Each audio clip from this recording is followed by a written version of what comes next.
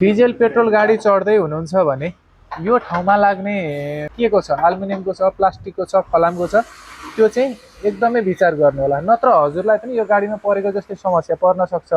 जस्तै यसमा चाहिँ एल्युमिनियमको यो तल लाग्ने कभर युज भएको थियो, त्यो एल्युमिनियम चाहिँ ठोकिएर फुट्यो।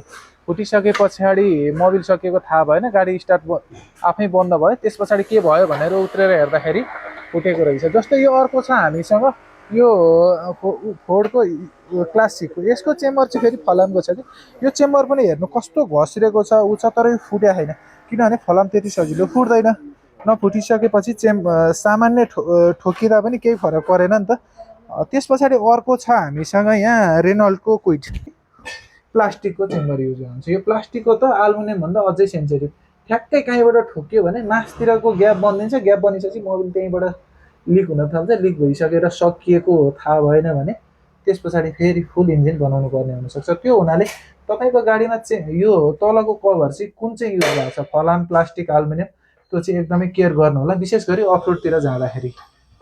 मोबिल सकिएको छ छैन के छ भनेर बुझ्न चाहिँ अगाडि क्लस्टरमा पनि इन्जिन ओइलको चेक लाइट देखाउन सक्छ। यदि कुनै ठोकिँदाखेरि अगाडि चेक लाइटहरू देखायो भने चाहिँ के को चेक लाइट हो भनेर एकपल्ट गुगल गरेर हेर्नु होला, चेक गर्नु होला, अनि मात्रै गाडी चलाउनु होला है त।